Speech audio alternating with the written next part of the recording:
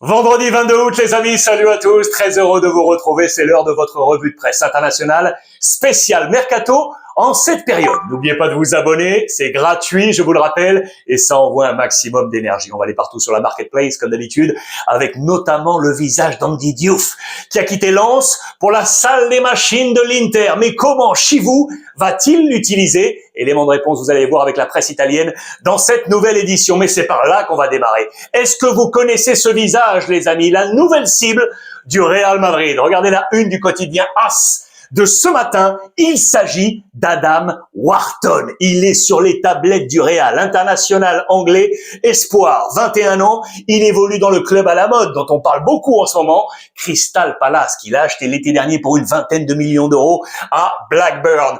International dans toutes les divisions inférieures. Aujourd'hui, si on veut aller le chercher, c'est 80 millions d'euros, nous rappelle AS à la une. On nous dit que Manchester City, United et Liverpool seraient également intéressés. Regardez le poste, c'est un poste de milieu défensif axial, ce qui nous ramène au Real Madrid, aux carences depuis le départ de Toni Kroos. Condition sine qua non pour éventuellement le faire venir, un départ, ce qui nous ramène de nouveau au sujet Rodrigo, affaire à suivre. Dites-moi, vous les spécialistes de la Première Ligue, est-ce un profil aujourd'hui idoine pour venir éventuellement au Real Madrid? J'attends vos commentaires. En attendant, lui, il est en train de bombarder Huysen, le nouveau défenseur central du Real, vous le savez, arrivé de Bournemouth, tout le monde est en train de tomber amoureux de lui. La première en championnat face à Mallorca pour un impact immédiat. La variation, jeu court, jeu long, l'organisation, il est en train vraiment de s'installer dans cette défense et notamment avec ce jeu long, on nous dit que ses chiffres sont meilleurs, seraient meilleurs que ceux de son idole, Sergio Ramos, l'ancien du Real. Mais attention, on vient de démarrer, mais j'attends déjà votre avis. Peut-il s'installer, oui ou non, fermement dans cette défense centrale? En revanche, dans cette défense, attention, là, il peut y avoir gros dossier. Quid de Trent Alexander-Arnold, les amis, la bataille pour le poste de latéral droit. Lucas Vazquez, vous le savez, est parti, et surtout Dani Carvajal, blessé la saison passée, est de retour et il a faim. Xabi Alonso a titularisé l'anglais lors de la première journée et en cours de match, il a ramené Dani Carvajal comme un message, car pour le moment, les amis, on n'a pas encore la version optimum de Trent Alexander-Arnold. Va-t-il y arriver? Va-t-il déloger, oui ou non, Dani Carvajal? C'est le duel de ce début de saison, match face à Oviedo ce week-end. Qui sera titulaire? Cette même question se pose donc, les amis, pour Rodrigo. Va-t-il avoir des minutes de jeu face à Oviedo? Il en a eu 0 face à Mallorca. 0 sur les 6 derniers matchs de la saison passée. Alors qu'il était un incontournable pour Carlo Ancelotti, quelque chose se passe autour de Rodrigo. Coupe du monde des clubs également en difficulté. On pensait qu'il y allait avoir un restart avec l'arrivée de Xabi Alonso. Eh bien non. Problème, c'est qu'à date, aucune offre sur le bureau du Real Madrid. Alors, dans les colonnes de Mundo Deportivo, on nous dit que Manchester City, avec Pep Guardiola, aurait un œil sur lui, bien évidemment, parce que Savinho pourrait partir. Lui, l'homme de l'écosystème, la Galaxy City, qui était du côté de Troyes, racheté 2024 pour 25 millions d'euros l'été dernier, pourrait sortir, valeur marchande actuelle, à 50 millions. On nous dit que Tottenham est intéressé. On va y revenir. Que se passe-t-il? Si lui sort, est-ce que vous allez chercher Rodrigo, oui ou non? Attention, ça peut être compliqué parce que le prix de Rodrigo est en train de baisser. Que se dit le Real Madrid? Est-ce qu'on le brade, entre guillemets? Est-ce qu'on le solde? Ou est-ce qu'on le garde parce qu'il reste une option dans les plans de Xabi Alonso et on voit sa valeur remonter? Là, il peut y avoir problématique. D'après moi, ça va se jouer vraiment dans les ultimes minutes. Mais mon avis, il va rester au Real Madrid. Affaire à suivre. Je reste là-dessus avec Tottenham d'ailleurs, parce que regardez le nouveau nom qui vient d'arriver là sur les tabloïds anglais. Vous le connaissez, Magnus Akliouche, les amis, de l'AS Monaco. Regardez dans les plans, vous le voyez, de Thomas Frank qui est là parce qu'il a manqué le plan S, vous le savez, de Crystal Palace, le fameux club à la mode, le numéro 10, le créatif qui file du côté d'Arsenal. C'est une nouvelle case qui n'est pas cochée. Il avait d'abord tenté le capitaine de Nottingham Forest avec Gibbs White, vous le savez, depuis la blessure de Madison et de Kulusevski. On manque un créatif, je vous le répète, du côté de Tottenham. Eh bien ça, c'était l'option numéro 1. C'est l'option numéro 1. Est-ce que vous pensez que Akliouche va quitter Monaco pour filer du côté de Tottenham? Option numéro 2. elle est là, les amis. Nico Paz, qui est à Côme, l'Argentin. Vous le savez, attention, car le Real Madrid a toujours une option sur lui. Tout mouvement de Côme doit passer par le bureau du Real Madrid. Tottenham serait donc intéressé, mais attention également, parce que Côme veut le garder. Il a été très bon la saison passée avec le nombre de buts et le nombre de passes décisives. Donc d'après moi, pour Tottenham, difficile, soit Kliouche, soit Nico Paz, suite du feuilleton du côté de Tottenham. En attendant, donc lui est direction Arsenal. Il n'était pas là pour la victoire. Regardez de Crystal Palace face à Friedrichstadt. 1-0 avec un but de Mateta, le français. Ça, c'est une bonne nouvelle. Affaire à suivre pour les matchs retour du côté de la Ligue Conférence. L'Angleterre, toujours avec Højlund, vous le savez, qui quitte Manchester United, direction le Napoli très certainement, après l'intérêt de l'AC Milan, pressing total du Napoli. Et pour cause, ça y est, on démarre demain sur la pelouse de Sassuolo. Attention, d'autres options sont toujours là. 3, Nicolas Jackson, le Sénégalais de Chelsea, Tolu Orokodare de Genk et Artem Dovbyk de l'AS Roma, qui, vous le savez, est incité et poussé éventuellement vers la sortie. Conte joue demain sur la pelouse de Sassuolo. De Bruyne va-t-il être titulaire, oui ou non?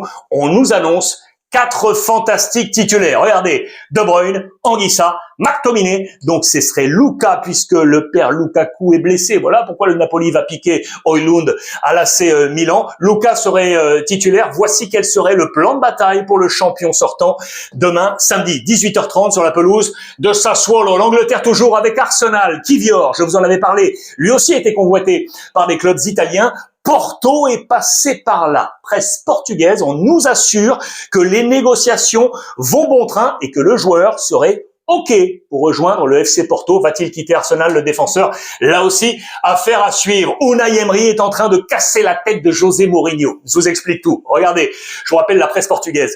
Je vous rappelle que José Mourinho, Fenerbahçe, avait ciblé un noble, le Turc, qui est ici, Arthur Koglu. Arthur Koglu à Benfica. On était sensiblement prêt à le faire sortir. Ça semblait, je dis bien, ça semblait être réglé. Sauf que c'est en train de coincer. Vous allez comprendre pourquoi. Parce que finalement, Benfica aimerait le garder. On avait choisi Amoura, l'international algérien, pour éventuellement prendre ensuite cette place, l'homme de Wolfsburg. Sauf que c'est trop cher et du coup, Benfica se dit, bon bah attendez, on va finalement le garder lui. Il a été en plus excellent face à Fenerbahçe, lors du match européen, là, il y a quelques jours, il était là sur le flanc gauche. Les deux hommes se sont retrouvés, sauf que cela ne va pas se passer. Attention, compliqué. Et du coup, alors que José Mourinho était déjà parti sur un plan B, cet homme-là, Catamo du Sporting Portugal, eh bien, au passage, c'est Unai Emery, Aston Villa, qui est en train de le doubler pour aller le chercher. Homme de couloir droit qui peut avoir cette polyvalence.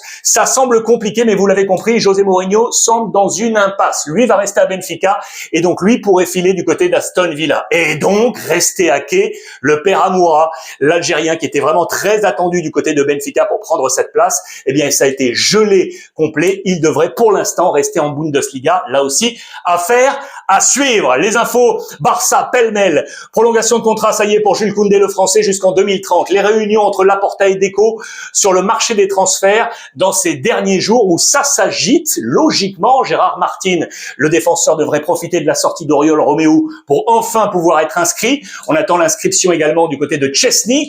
Casado, où on chercherait 30 millions d'euros. On nous dit ce matin que l'Olympique de Marseille, après notamment le départ, vous le savez, de Rowe et de Rabiot, eh bien, pourrait être intéressé par le profil de Casado du FC Barcelone. Vous direz également qu'Hansi Flick est toujours dans ce dilemme, dans la salle des machines également, entre ces deux hommes, Fermin et Olmo. C'est lui qui avait été titulaire lors de la première journée. Olmo était entré en jeu. Qui va jouer face à Levante lors de la deuxième journée? L'interrogation est là. Dites-moi ce que vous en pensez de votre côté. Puis en marge, je vous rappelle, attention au président Laporta qui pourrait perdre, je vous en avais parlé, son bras droit, Rafa Yuste, qui est sur les tablettes d'Al Nasser, l'Arabie Saoudite, qui en plus a mis dans son cartable une offre avec la fameuse Coupe du Monde que va organiser l'Arabie Saoudite. On le mettrait dans ce plan d'organisation. Ça va se jouer dans les prochaines heures. Attention, affaire à suivre. Et puis la dernière information qui est capitale, Je vous en avais parlé hier.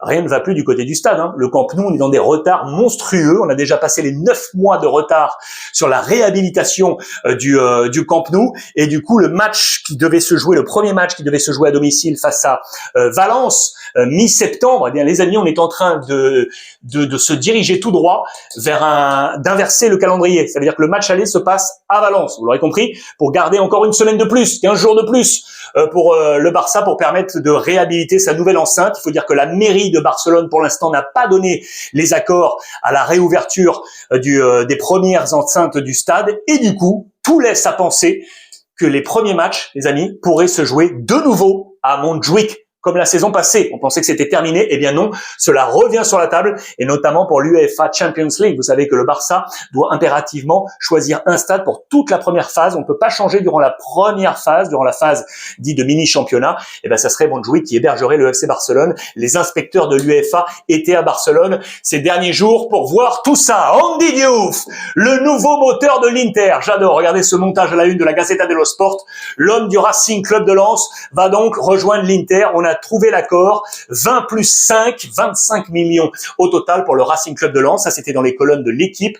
Les affaires en or, 3 gros transferts de la part des Lensois là ces dernières semaines, avec Medina qui est parti du côté de l'Olympique de Marseille, ou encore El Ainaoui, bien évidemment le Marocain, qui est parti à l'AS Rome. Très intéressant. Dans le même temps, du coup, Jean-Louis Lec du côté de Lens file à Auxerre pour aller chercher des remplaçants, et notamment l'Auxerrois Sinayoko, qui pourrait être un nouveau Lensois. Très bon vendeur, le Racing Club de Lens. Je reviens du coup à Diouf, qui rejoint ainsi l'Inter Milan. Regardez tout ça, on l'adore absolument. Donc 25 millions d'euros, 20 plus les 5, un contrat jusqu'en 2030 pour lui. La question est là, comment va-t-il s'insérer dans le plan de bataille de Chivou, où il y a déjà des milieux de terrain absolument fabuleux, Çalhanoğlu, Barella qui sont là. Les deux plans sont exposés. Regardez cette ligne derrière Thuram et Lautaro, avec cette ligne et les deux pistons très hauts, Dumfries et Di Marco. Barella, Sukic, Çalhanoğlu, Diouf serait là avec Mkhitaryan. Il y a des choix multiples possibles. Ou ici également, regardez dans un autre schéma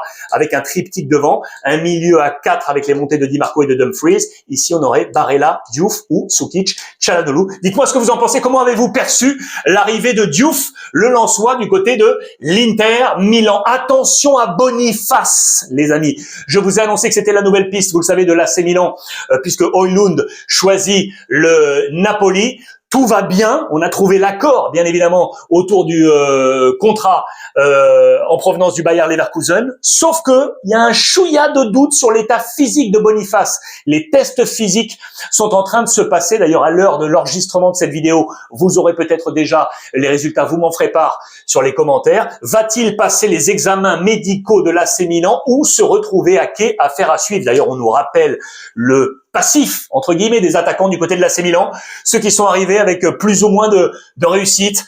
On pense à Origi, on pense à Luka Jovic, on pense à Tammy Abraham, on pense également à Olivier Giroud ou encore à Alvaro Morata. Quel sera le nouveau numéro 9 de l'AC Milan et qui arrivera à s'imposer avec ce numéro du côté du club milanais? Affaire à suivre. En attendant, eh bien c'est Jiménez qui devrait jouer titulaire pour l'ouverture de cette saison. Il est ici, vous le voyez, associé à Pulisic ou encore à Leao. Derrière lui, les nouveaux sont là. Atekame, De Winter, Estupiñán, Modric, Ricci et Jachari. 20 matchs la saison passée avec un total de 8 buts et 4 passes décisives. À lui de jouer dans ce nouveau schéma de Milan. À moins que, regardez la dernière piste qu'on nous annonce à Milan. C'est dans la presse portugaise. Lui, Arder, vous le savez, Sporting Portugal, c'est lui qui avait repris le numéro 9, laissé par Gyökeres, parti à Arsenal. Lui pensait garder cette place, sauf que Luis Suarez est arrivé. Du coup, lui se retrouve en position 1 bis, voire 2. Les options sont là. On nous parle de Milan et on nous parle de Rennes, les amis. De Rennes. Voici l'homme qui, en fonction de son départ, pourrait prendre sa place au Sporting. C'est Ioannidis, de Panathinaikos. Là aussi, affaire à suivre. Si je reste sur Arder, regardez, je vous montre ça parce qu'effectivement, ses débuts sont contrastés. Vous le voyez qu'on nous parle de Rennes. Il est ici dans ses choix offensifs sur le groupe global, avec l'arrivée de Luis Suarez, le plus gros transfert cet été pour 22,1 millions d'euros. C'est quasiment la moitié du transfert total du Sporting Portugal. Il est ici. Voici quel était le 11 de départ pour la première victoire face à Arauca, 6-0. Luis Suarez était titulaire. Affaire à suivre pour Arder. Va-t-il partir? Milan ou Rennes. Là aussi, j'attends vos commentaires. On est en mode last minute, notamment du côté de la Juventus de Turin, avec Damien Comoli. Lui n'est pas content, Tudor, parce que beaucoup de dossiers ne sont pas encore aboutis. Le principal, Randal Colomani, ça bloque toujours avec le Paris Saint-Germain, les amis. Ça bloque toujours. Et pourtant, la monnaie commence à arriver, vous le savez. Je pense au départ annoncé de Nico Gonzalez. Je pense également à celui de Douglas Luiz. On va y revenir. On attend ces départs parce qu'on attend de concrétiser tous ces dossiers. Le premier, Colomani. Le deuxième, c'est Zegrova. On a besoin de ce dribbleur. Si Nico sort, on veut rechercher un dribbleur couloir droit, ce serait Zegrova, le Lillois. Je vous en avais parlé. Et pourtant, je vous l'ai dit, ça y est, l'accord est trouvé. Enfin, Douglas Luiz s'en va. Près du côté de Nottingham Forest, lui qui a été vu comme un flop du côté de la Juve, arrivé l'été dernier en provenance de West Ham pour 51,5 millions d'euros. Et maintenant, voilà, il est dehors. Et ça réouvre le marché. Je vous rappelle, dans les places de milieu du côté de la Juve, plusieurs profils avaient été énoncés, les pourcentages de chances de les voir arriver. Le premier, c'est O'Reilly de Brighton, 60%. Yulman, pour l'instant bloqué, le Danois, dans le Sporting, 20%. Bissouma, 10% de Tottenham, et je pense à Kessié qui était parti au Moyen-Orient, 10% pour l'instant. La valeur ajoutée serait ici avec O'Reilly du côté de la Juventus de Turin. Donc offensivement, on est pourtant pour l'instant en attente de Randal Colomani, donc tout va en pression sur Jonathan David. C'est lui qui sera le maître artificier de Tudor pour le démarrage de cette Serie A. Dans le même temps, en parlant d'attaquants, l'AS Rome, je vous en ai parlé hier, on vient sur le plan Embolo, les amis. Brel Embolo de l'AS Monaco, lui aussi. Je vous rappelle que la priorité est Jadon Sancho. C'est en train de ralentir. On ne sait pas trop ce qui se passe. Affaire à suivre. La deuxième piste était Fabio Silva. Sauf que le Borussia Dortmund est entré dans la danse. Et attention, ça pourrait changer. Du coup, eh bien, on s'active du côté de Rome pour Brel Embolo pour ne pas se retrouver à quai avec la fermeture du mercato. Là aussi, affaire à suivre. Rififi en Allemagne. Attention, Rififi en Allemagne au Bayern Munich, les amis. Max Eberl, le directeur sportif avec l'illustre Uli Hoeneß. Que se passe-t-il? Max Eberl veut absolument réussir un dernier transfert, vous le savez, notamment Voltemade. Il comptait utiliser les émoluments de la sortie de Kingsley Coman à Al Nasser, 30 millions d'euros. Sauf que Uli Hoeneß a été clair, déclaration, on ne va pas utiliser cet argent, on va aller chercher un joueur prêté. Le Bayern veut, pour un dernier choix offensif, un joueur prêté. Et Eberl dit c'est impossible. C'est comme si vous nous disiez à nous, un club arrivé sur la table, comme le Paris Saint-Germain, pour nous demander, par exemple, Olise, en prêt. Vous voulez dire, vous rigolez ou quoi? C'est pas possible.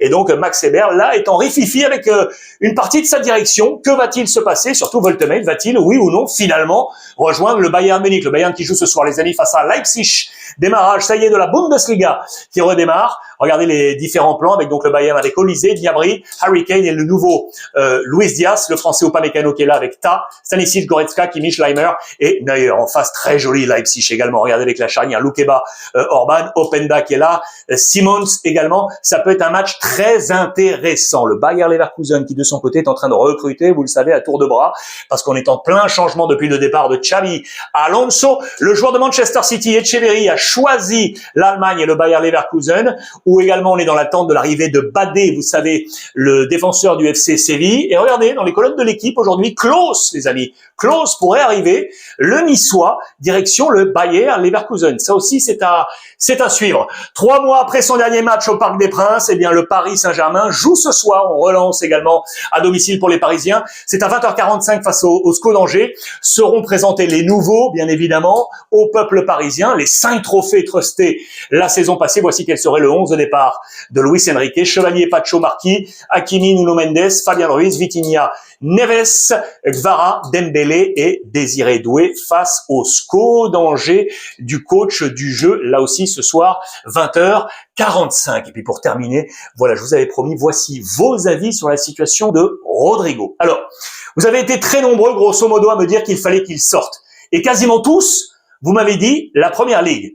Je prends par exemple Leica 3P qui nous dit avec le jeu de domino de Savigno, eh bien on pourrait le voir à Tottenham, mais éventuellement du côté de Manchester City. Mohamed Yassine Diallo qui nous parle de Liverpool. Zakariao Garba, vous le voyez, qui évidemment lui pense le voir pourquoi pas au PSG. Hissène Lama qui nous dit lui Manchester City. Firas, qui nous envoie un petit big up depuis la Tunisie, pense à Liverpool ou à Manchester City, voire un petit coup dans le dos du FC Barcelone pour répondre au fameux Luis Figo. J'adore ce petit message de Firas. Akram, fidèle au poste, Paris Saint-Germain, City, Liverpool ou encore Arsenal. Aziz Diawfara qui nous parle éventuellement d'un petit coup à la Guardiola, ça veut dire Manchester City. Amadou Sadjo Diallo qui nous dit Rodrigo doit absolument sortir pour retrouver du temps de jeu tellement il est talentueux. À voir parce qu'effectivement on est à quelques mois de la Coupe du Monde pour retrouver Ancelotti, son coach, reste encore à avoir ce temps de jeu. Igor Donald qui nous parle pourquoi pas du Barça, ça pourrait être intéressant encore.